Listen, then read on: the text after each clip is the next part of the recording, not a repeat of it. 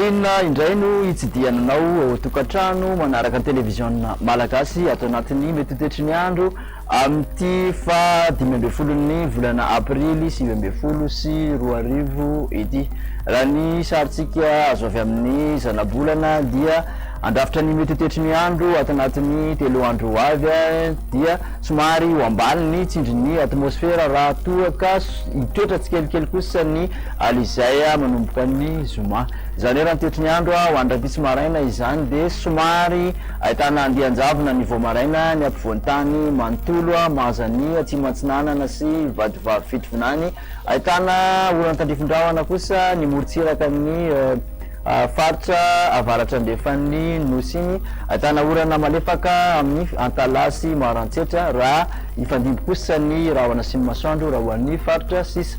Ny torakandro kosa dia ahitana orana tandrifondrahona amin'ny itasy vakinankaratra iny arankotroko izany raha hoan'ny iotomatsiatra iorombe amoromany mahazo an'ny vadivavy fitovinany sy atsimatsinanana ary dianasy sofia. Mbola mitoetratrano kosa ny orana malefaka raha hoan'ny faritra savasy analanjirofo ary ny faritra atsinanana andrahona kosa ny ilana atsinanany ampovoan'ny tany manontolo iny izay mety arano orana tandrifondrahona indraindray ho an'ny faritra sasany. Maina tanteraka kosa raha ny faritra sisa.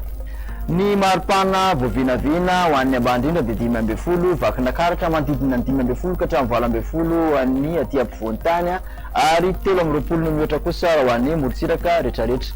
Ny maripana ambony indrindra dia 13 degré celsius any Antsohy manaraka azy ao 13 Majanga manodidina ny 20 ka hatramin'ny 20 raha ho an'ny aty ampovoan'ny tany miotra ny 20 kosa raha ho an'ny morotsiraka rehetrarehetra. Kasika ny tetry ny andro ho an'ireo tanàn-dehibe ivela Madagasikara kosa de ahitana orana tandrifondrahona izay mety arankotroka i Paris. Somary andrahona ny andro raha ho an'ny Milan, ifandimby kosa andrahona amin'ny siny masoandro raha ho an'ny Johannesburg sy Bangkok, ibalika tanteraka ny andro raha ho an'ny Nairobi. Raha ny tetry ny andro an'ny nosy manodidina ny Madagasikara kosa indray dia any Seychelles no ahitana orana tandrifondrahona izay mety arankotroka ifandimby andrahona siny masoandro raha ho an'ny Maurice, Comore ary La Réunion. De zay indray no azo natolotra anao tamin'ity an'io ty manasa anao amin'ny manaraka indray. Veloma tompoko.